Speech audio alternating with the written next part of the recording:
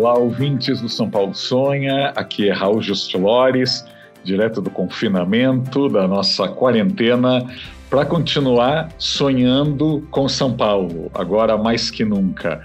E hoje eu recebo o engenheiro Carlos Terepins. Ele criou a incorporadora Nortes, e a gente vai falar bastante desse negócio durante a pandemia, o confinamento e o pós-confinamento. Ele estudou engenharia na Poli, da USP, e fez pós-graduação em finanças pela FGV. Antes ele teve uma empresa chamada Terepins e Khalili Engenharia e também foi fundador e presidente da Even, antes de criar a Nortes, quase recentemente, eu diria. Carlos, bem-vindo ao podcast. Eu já queria te perguntar, como está o trabalho da Nortes durante aí a quarentena? Você já nota aí mudanças nesse mercado? Bom dia, Raul. Primeiramente, é um enorme prazer estar conversando com você, né? O seu programa é de altíssima qualidade, né? Atinge um público extremamente selecionado. Então, para mim, é uma honra e um prazer estar conversando com você. Obrigado. A questão da pandemia, ela atinge em cheio a nossa atividade, né? Então, na realidade, eu mesmo estou em quarentena e home office. Hoje eu completo exatamente 70 dias nessa quarentena, combinada com um home office integral nas atividades do escritório da companhia, né? Então, eu acho, assim como uma grande quantidade de empresas, né, e organizações, tem sido obrigada a adotar essa postura, né, visando até preservar a saúde dos nossos colaboradores, né? Então, é uma experiência muito nova, recente, impactante, mas eu acho que é muito interessante ao mesmo tempo. E deixa eu te perguntar, para quem ainda não conhece a Nortes, ela é nova no mercado, qual seria a maior diferença em relação ao seu trabalho na Even e lá atrás na Terepins e Khalili? O que a Nortes tem de novo em relação às incorporadoras que você trabalhou antes? A tua pergunta é extremamente interessante. E ela me convida a fazer uma retrospectiva da minha vida profissional, porque, afinal, eu estou trabalhando aí há um pouco mais do que 4 décadas, ininterruptamente. A Terepins e Khalili era uma empresa familiar, pequena, e que existiu até ao final do século passado. O projeto que nasceu da Terepins e Khalili acabou se tornando a Even, e na qual eu fundei e fui o presidente da companhia até a minha saída ao final de 2015. Tratou-se de um projeto que acabou culminando numa companhia grande, listada na Bolsa de Valores, trabalhando em várias geografias e com outro tipo de escopo e preocupação. A preocupação ali era muito mais a questão do volume, da abrangência, do número enorme de colaboradores, não é?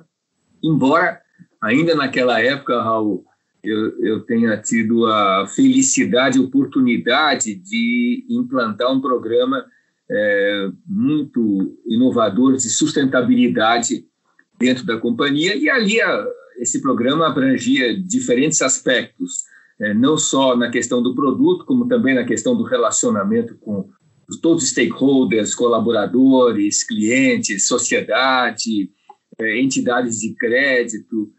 E quando eu saí ao final de 2015 da Even, eu acabei permanecendo em 2016 numa quase quarentena também, porque ali havia a questão macroeconômica, foi bem na época do impeachment da Dilma, os juros estavam muito altos, o mercado, de uma forma geral, muito recessivo, e eu acabei só ao final de 2016, início de 2017, juntamente com meu filho Fábio, montando esse novo projeto aí da Nortes e juntamente com a Vibra, né? São 2 segmentos, Raul. Um trabalha com altíssima renda, que é a Nortes, e o outro com baixa renda, Minha Casa Minha Vida, que é a Vibra.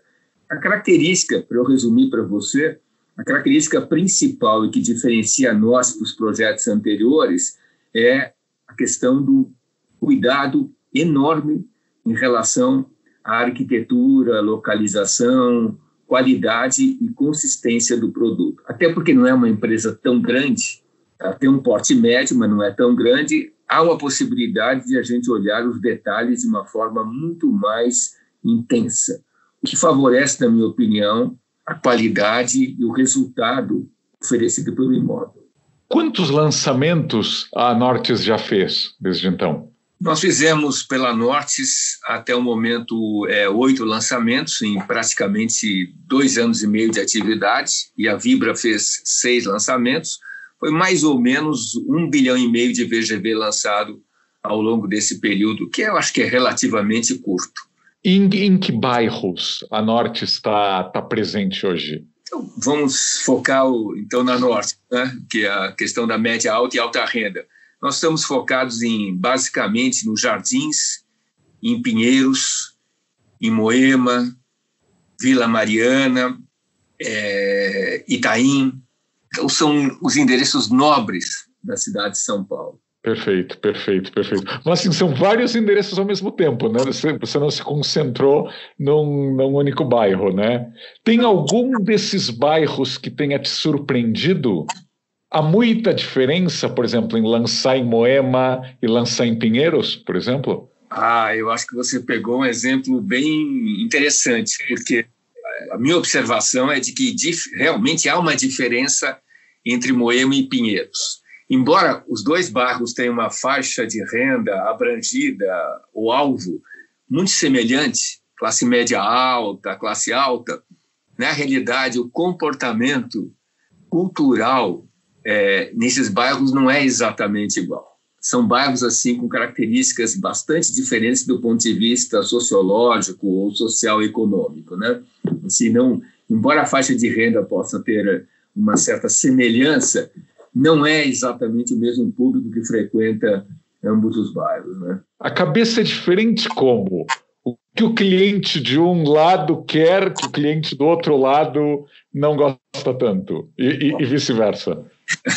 Raul, mas vamos assim levar o nosso papo aqui como um conjunto de impressões, não de verdades absolutas, né? Porque ainda mais nos dias de hoje ninguém tem certeza de absolutamente nada. Mas eu diria para você que assim o bairro de Pinheiros, por exemplo, é procurado por um pessoal mais jovem. Mais jovem, com uma cabeça mais aberta a novas tendências, a diversidade, a interesses culturais, que eu diria, mais abertos em termos de abordagem, a própria frequência, né? O vestuário das pessoas que circulam por Pinheiros, né? Ele é um pouco mais alternativo. Então, enquanto Moema, por exemplo, que também tem um perfil socioeconômico muito elevado, ele é muito caracterizado por famílias. É mais tradicional, de alguma maneira. Mais tradicional, um comportamento mais conservador em termos de hábitos, mais estratificado. Né? Então, se percebe nitidamente pela arquitetura, pelos restaurantes, pelo comércio que existe, que é um outro tipo de preferência. Isso muda o projeto? Por exemplo, o projeto que funciona em Pinheiros não necessariamente funciona em Moema?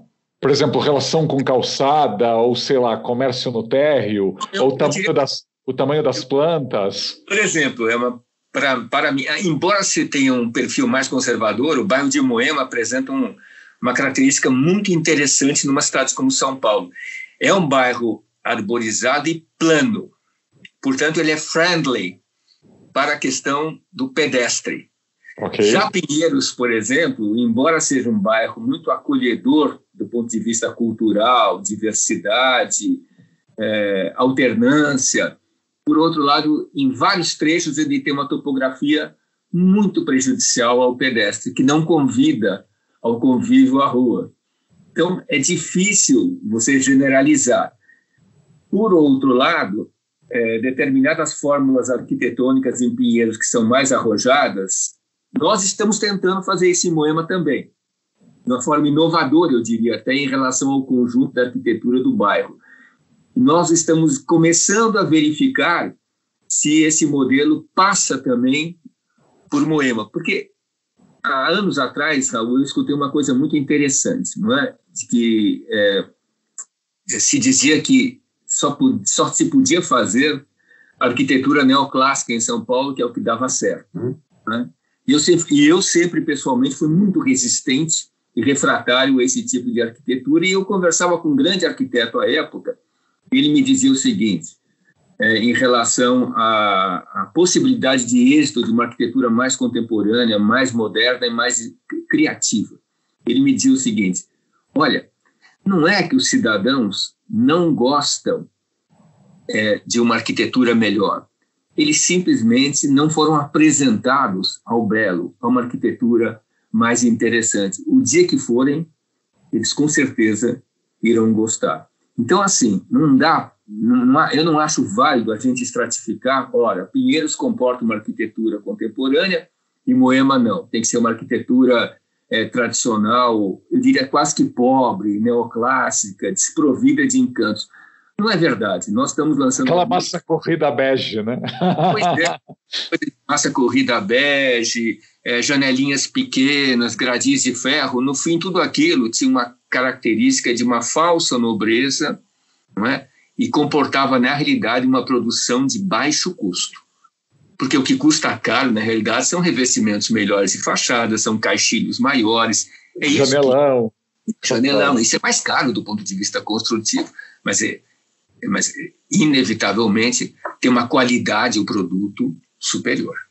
Entendi. Agora, por exemplo, você falou que está tentando justamente colocar uma arquitetura diferente em Moema. O que o empreendimento da Nortes tem aí falando de valor agregado, de diferente da média do bairro? Assim, no que inova esse empreendimento da Nortes em Moema em relação ao que está lá?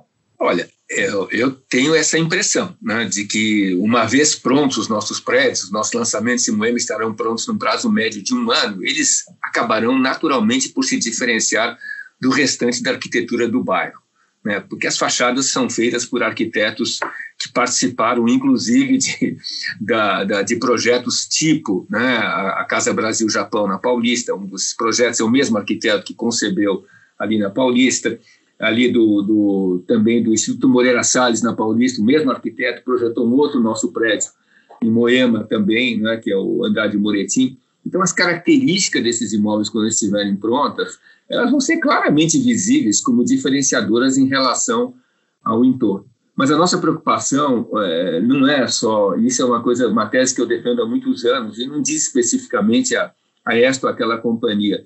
Eu não acredito somente em fachadas, eu acredito também na qualidade e no primor dos espaços de utilização do imóvel. Perfeito, a planta e tudo mais. Até ia perguntar, você citou aí 2 exemplos bons, né? O escritório FGMF, que participou lá da Casa do Japão, e o Andrade Moretim, que fez o Instituto Moreira Salles. É comum se ouvir de muitos incorporadores que eles não chamem esses escritórios de arquitetura mais conhecidos, mais premiados, porque eles seriam ou mais caros, ou o trabalho seria muito diferente. Você sentiu, é muito diferente trabalhar com esses escritórios de arquitetura mais conceituados em relação, sei lá, o feijão com arroz do mercado imobiliário aí mais tradicional, mais conservador? Eu acho que essa é uma questão complexa, e quando eu citei esses escritórios de arquitetura, eu não faço nada em detrimento a outros escritórios tradicionais de arquitetura que existem, Königsberg Levanuc, a Flávio Gasperini, grandes escritórios de arquitetura e com a mesma potencialidade e capacidade de fazer projetos diferenciados, que inclusive eu trabalho com eles também. Eu não acho que tem essa distinção, na minha opinião, não é muito correta. Eu acho que, na realidade, muitos incorporadores nem trabalham com esses tipos de projetos ou essa categoria de escritório de arquitetura, porque, na realidade, não condizem com o gosto do incorporador. Então, você traveste uma decisão de não trabalhar com determinado escritório de arquitetura porque você, na realidade, não gosta daquilo que ele faz. Você gosta daquela coisa mais tradicional. Então, você usa uma digamos assim, uma saída honrosa para não trabalhar com esse tipo de escritório de arquitetura, que, na minha opinião, não tem nada de errado, nem de um lado nem de outro. No meu caso, particularmente, eu gosto muito de uma arquitetura contemporânea, moderna, diferenciada, ousada. Então, naturalmente, eu, nos projetos que eu comandei ao longo da minha vida, sempre que possível, nem sempre é possível, eu procuro hoje, e com muito mais intensidade hoje na Norte, eu procuro, evidentemente, focar em produtos e projetos que digam respeito e me sensibilizem. Entendi. E o impacto para a cidade acaba sendo bem melhor, porque imagina se todos os incorporadores fizessem a coisa mais tradicional, mais conservadora, às vezes mais... A cidade toda acaba se ressentindo, né? Se não se investe em arquitetura de qualidade, né? Em cada um, e veja, esses projetos diferenciados não são uma exclusividade somente da Norte. Há outras companhias exercitando também essa modalidade. A minha convicção é o seguinte, como uma pessoa que viajou bastante, a cada projeto desses, diferenciado, cuidado, com uma arquitetura interessante, corresponde um ponto de interesse na cidade. A cidade passa gradativamente a estar repleta de novos cartões postais. É isso que eu acho interessante. Quando a gente viaja para determinada cidade, nosso olhar se dirige inevitavelmente para aquilo que é belo, que é diferenciado, que é ousado, que desperta o interesse, não é isso? Então, eu tenho a impressão que vai haver uma correspondência, porque os novos edifícios aí interessantes estão surgindo com mais intensidade nos últimos anos. A cidade de São Paulo vai ganhar uma dimensão, uma faceta nova de interesse que não havia quando praticamente todas as empresas exercitavam o mesmo tipo de arquitetura, entre aspas, neoclássica. Claro. Que aí você nem distinguia o que era alta renda, média renda, porque é tudo igual, bege, janelinha pequena, gradil de ferro, rosa dos ventos na entrada. Então, era uma coisa muito, digamos assim, com ausência de glamour. Eu tenho a impressão de que essa nova arquitetura, com essa possibilidade que vários incorporadores estão adotando, isso vai contribuir decisivamente para que a cidade tenha uma nova face em poucos anos. Então, você acha que já está havendo, ou seja, influencia cada novo investimento, em arquitetura, mais e mais incorporadores vão entrar nessa competição sadia? À medida que eles vão percebendo, inclusive, Raul, de que é uma fórmula que tem tudo para dar certo, porque é uma fórmula que privilegia não só a estética, como a funcionalidade. E a gente se abandona essa coisa, vou repetir, vou insistir, talvez seja até cansativo, eu acho que abandona um pouco essa coisa do neoclássico, que é uma imitação barata de uma arquitetura que fazia sentido em algumas cidades europeias há um século atrás. Mas não faz o menor sentido para um país tropical, quente, ensolarado, e que precisa de vãos, de aberturas, de iluminação varrendo os ambientes, ventilação, enfim, eu tenho essa sensação.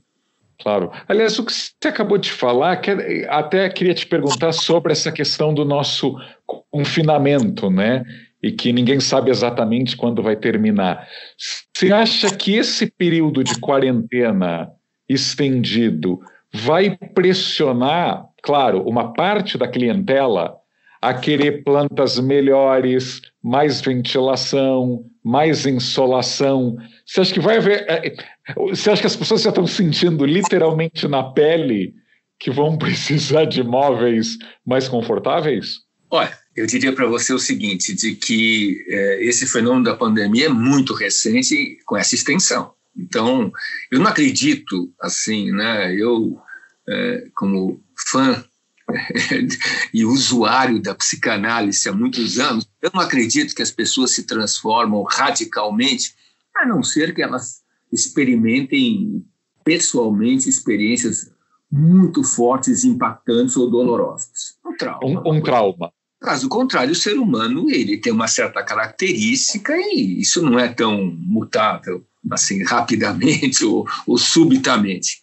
Mas eu tenho a impressão de que, no mínimo, essa pandemia e a consequente quarentena estão fazendo com que as pessoas examinem um pouco melhor determinados aspectos da vida delas. Por exemplo, o primeiro deles, o home office. Vai acabar com os escritórios? Não vai acabar com os escritórios. Há determinadas atividades e empresas que necessitam desse convívio, dessa aglutinação de pessoas para produzir aquilo que essas empresas são destinadas. Outra coisa, evidentemente, há pessoas que irão trabalhar parcial ou integralmente em home office. Haverá. Por exemplo, nós, na nossa empresa, estamos estudando, especialmente quem tem atividades que exigem concentração, elaboração e formulação, terem pelo menos um home office parcial, se essas pessoas encontrarem nas suas casas o ambiente adequado para exercer o home office. Porque não adianta colocar também uma mãe de 3 filhos pequenos que passa meio período em casa, que tem tarefas domésticas, exigir que essa pessoa vá executar um home office se ela não tiver um espaço e privacidade adequados. Então, assim, mas a questão do home office veio para ficar. Eu posso dizer isso por mim. Eu, em função disso, que eu jamais usei o home office, eu passaria a ser, pelo menos parcialmente, usuário do home office doravante no restante da minha vida profissional. Essa é uma característica. Outra característica que eu vejo é o seguinte: a casa vai ser mais valorizada. Aspectos que eram negligenciados, que eu citei antes: insolação, ventilação, privacidade, o verde dentro de casa, ou pelo menos se mora em apartamentos onde não há essa possibilidade, o verde embaixo, no térreo, o paisagismo. Certas características serão mais valorizadas. Acho que se buscará, na medida do possível, um espaço maior, possibilidades de separação de atividades dentro das casas, não é? Quer dizer, aquele mito de que ninguém precisa de espaço, porque o espaço sempre será compartilhado nas grandes cidades, acho que esse mito se quebra com essa história. Não quer dizer que as pessoas não vão compartilhar atividades. Claro que irão compartilhar, voltarão gradativamente a restaurantes, a shows, a academias de ginástica, mas as pessoas estarão, nos próximos anos, sempre com a perspectiva de que, em algum momento, elas precisarão se recolher mais nas suas casas. Você falou dos escritórios, eu até queria te perguntar, porque eu tenho ouvido aí 2 opiniões bastante contrárias. Uma que acha que um enorme número de pessoas vai trabalhar em home office, o que deixaria muitos prédios de escritórios um tanto vazios, enquanto tem gente que acha que, ao contrário, as empresas vão precisar ter suas equipes, só que com mais espaço entre elas. Então, aqueles escritórios que tinham centenas de pessoas grudadinhas vão precisar de mais metros quadrados para abrigar o mesmo número de funcionários. O que você acha que vai acontecer com esses prédios corporativos? O que eu acho é que ambos os fenômenos acontecerão. De um lado, os escritórios terão, não será mais possível agregar as pessoas em baias com uma distância de 1 metro entre elas. Não será possível, as pessoas não aceitarão aqueles banheiros extremamente densos nos horários de lanche, de almoço, aqueles elevadores entupidos de pessoas lotados, né, naquelas horas de pico. Isso vai ter que mudar. Alguns protocolos vão ter que ser adotados, então isso conduzirá naturalmente que, se a empresa mantiver o mesmo número de pessoas trabalhando no escritório simultaneamente, os espaços terão até que ser maiores. Por outro lado, como eu falei antes, há uma tendência natural de isso ser compensado pela adoção, ainda que parcial, do home office. Então, eu tenho a impressão... As 2 coisas vão acontecer. As 2 coisas vão acontecer. O que vai ditar, na verdade, a ocupação dos espaços de escritório, na minha opinião, é o ritmo da atividade econômica. Aí sim. Isso Como sim, vai ser a recuperação? É isso que ditará, né? Se houver uma extensão grande da quarentena, houver uma recorrência dessas ondas de pandemia, etc., é natural que a atividade econômica sofrerá por um tempo muito mais extenso. E aí é natural que empresas fecharão, escritórios serão devolvidos, etc. Mas se a vacina for rapidamente descoberta e houver até um surto de recuperação intenso da economia, os escritórios voltarão a ser ocupados. Mas, olha, tudo que eu estou comentando aqui são impressões. Vamos observar o que vai acontecer nos próximos tempos, né? Agora, falando em impressões, os vendedores da Nortes, os corretores, que nesses 2 meses devem estar trabalhando online, eles já mudou alguma coisa da pessoa que entra no site da Nortes ou que quer olhar os apartamentos de vocês? Mudou algum tipo de demanda ou ainda não? Por exemplo, as pessoas já estão querendo unidades maiores ou estão querendo, sei lá, alguma diferença dos produtos? Olha, eu vou te dizer, eu acho que a amostragem ainda é muito pequena, francamente falando. Assim, o trabalho está sendo totalmente online, até porque os estandes de venda estão fechados. Então, assim, toda a geração de leads, contatos, aproximações estão sendo feitas online. O nosso corretor está aprendendo a trabalhar dessa forma, inclusive. O que eu acho, Raul? Eu acho que quanto mais você migrar para baixa renda, menos importante é a questão do físico, do presencial. Por quê? Porque a pessoa acaba comprando em Itaquera, ou na Vila Brasilândia, um imóvel de baixa renda, e já mora naquela proximidade, ele já mora naquele entorno. O imóvel Minha Casa Minha Vida é quase que padrão, quase que padronizado. Então, a questão do físico, do presencial, ela não é tão relevante na decisão da aquisição. Agora, no caso da Vibra, né? No caso da Vibra.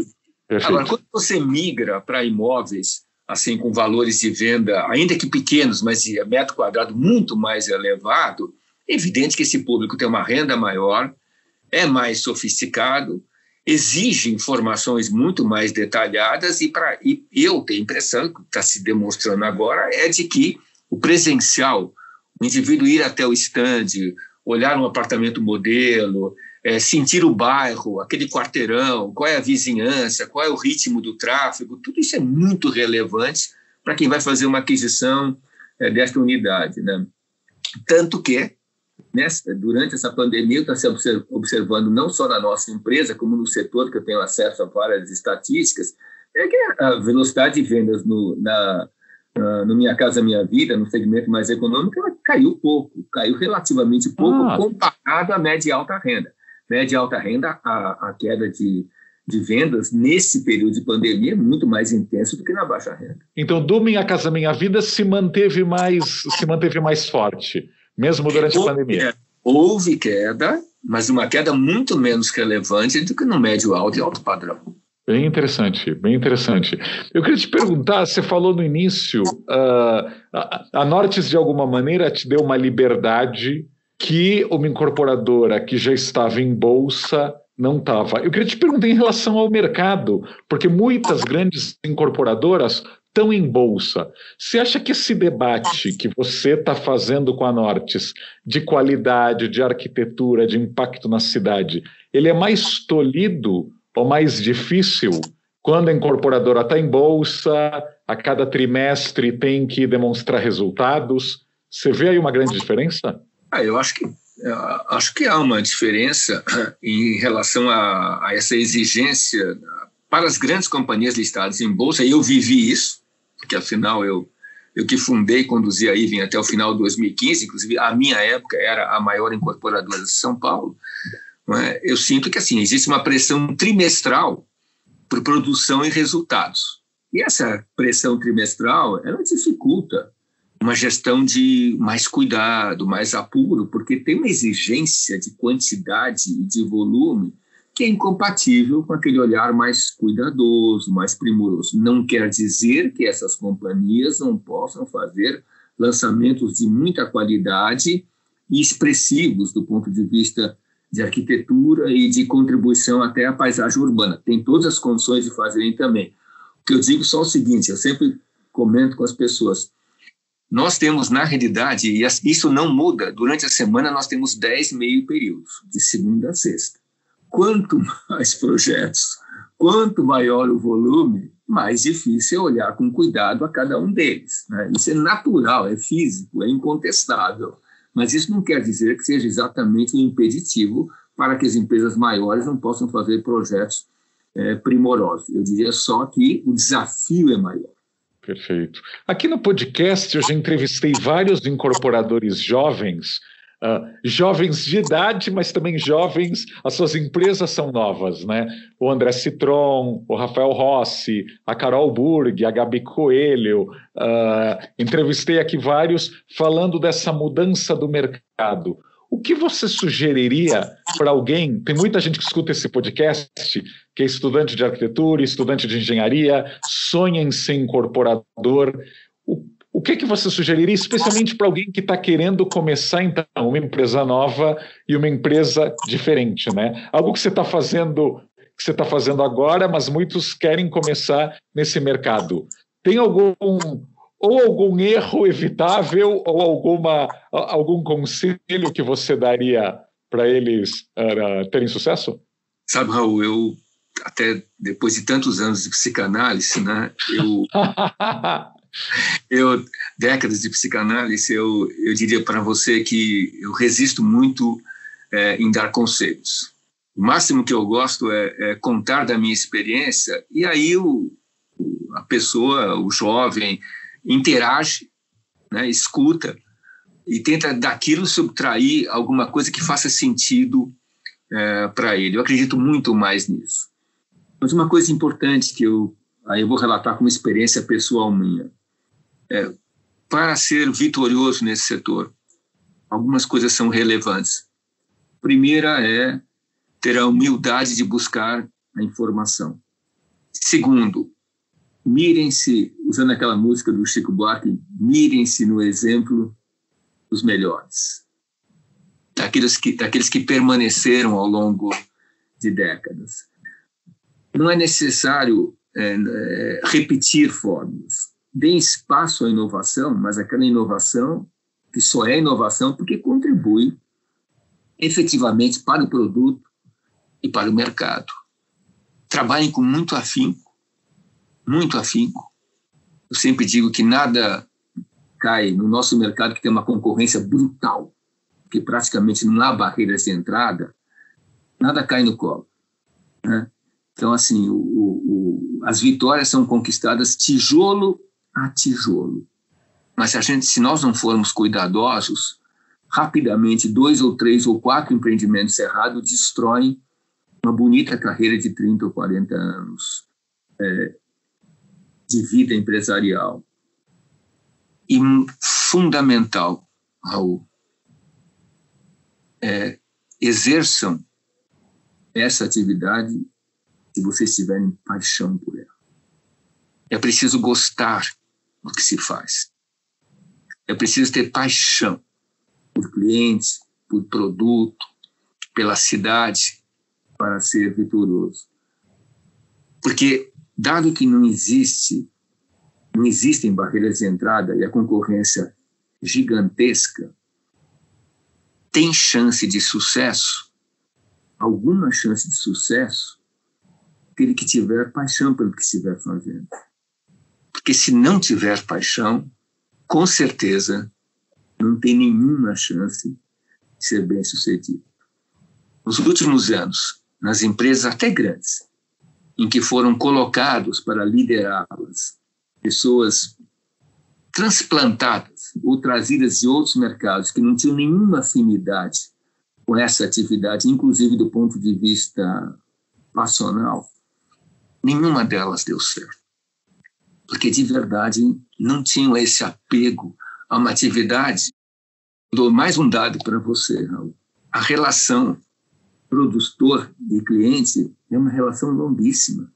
Não raro, a empresa lida com o cliente por 5, 6, 7 anos, desde o momento em que ele compra um imóvel na planta até o esgotamento da garantia, que é 5 anos depois da entrega do imóvel. Então, quem não tiver uma vocação para esse tipo de cultivar esse tipo de relacionamento, não deve militar nessa atividade. Procurar alguma outra em que não seja necessário esse tipo de vinculação. Eu tenho certeza que muitos ouvintes vão querer reperguntar a tua primeira dica. Você falou sobre se informar bem. Onde você se informa ou o que você sugeriria para esses iniciantes? Onde se informar bem para se inspirar ao trabalhar no mercado imobiliário? Eu acho assim, procurar um máximo de informações objetivas através de pesquisas, resultados, que são disponibilizados hoje normalmente via internet. Mas eu também acredito bastante, Raul, na formação cultural de quem vai trabalhar nessa área. Então, viajem, mas não só para surfar, viajem também para as grandes cidades, né, interessantes, onde há uma arquitetura expressiva, né? Frequentem museus, exposições, leiam, vão ao cinema, abram a cabeça e percebam que o mundo é muito mais diverso, complexo e oferece uma enorme gama de possibilidades para quem quer fazer alguma coisa expressiva. Eu acredito muito nesse diálogo entre o profissional e o cultural. Não fiquemos só nas planilhas. E, por último, é uma tradição deste podcast, e por aqui já passaram do prefeito Bruno Covas, ao Drauzio Varela, ao Isai Weinfeld, a tanta gente. Eu sempre pergunto um sonho para a cidade, ou às vezes sonhos, né, no plural. Você, Carlos, que sonho se teria para São Paulo? O que melhoraria essa cidade do macro ou do micro? Olha, eu vou citar algumas coisas. Oba, por favor.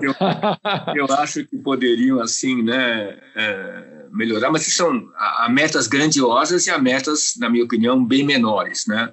Metas grandiosas, né?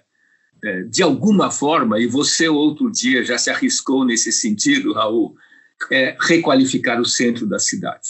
Inclusive, enquanto não se resolver a questão da circulação, inclusive de automóveis, não é possível reviver o centro efetivamente como moradia. E sem moradia, o centro à noite permanece um local inóspito, perigoso e hostil. Então, assim, a questão do centro, que se fala há décadas, está na hora de alguma gestão assumir isso com uma visão bem mais clara e generosa em relação, porque o que se vê nas grandes cidades do mundo é que todas onde houve um esforço integrado entre iniciativa privada e o poder público, centros foram requalificados. Eu estive em Bilbao, por exemplo, fui ver o Guggenheim, que transformou a vida da cidade. E há outros lugares, aqui em Buenos Aires, há outros lugares também em Nova York, há inúmeros exemplos de requalificação. Hamburgo, eu tive recentemente, de requalificação urbana, que é perfeitamente factível e que nasce a partir do centro da cidade. Outra questão que tem que ser atacada de uma vez por todas é a história das calçadas em São Paulo, né? Porque elas são absolutamente hostis ao pedestre, né? E sim, na minha opinião, é alguma coisa que me chama a atenção, essa falta de uniformidade e cuidado onde a gente possa circular pela cidade. Isso já daria uma outra cara para São Paulo, né? E eu acho também de que, mas aí é uma coisa um pouco maior, né?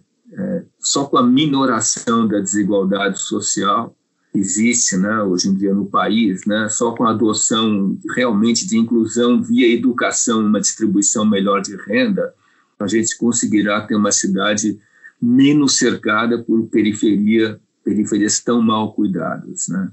Então, assim, o meu sonho, sonhar sempre é possível, né, Raul?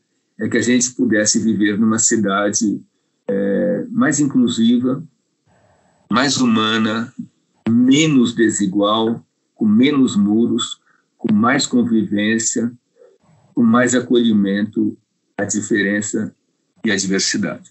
Maravilha! Não, acho que a ideia é essa, aliás, a ideia desse podcast é fazer com que nós, paulistanos, sejamos menos céticos e menos pessimistas e acreditar aí nos inúmeros potenciais dessa grande cidade. Te agradeço muitíssimo, Carlos Terepins, e até a próxima edição do São Paulo Sonha. Muito obrigado!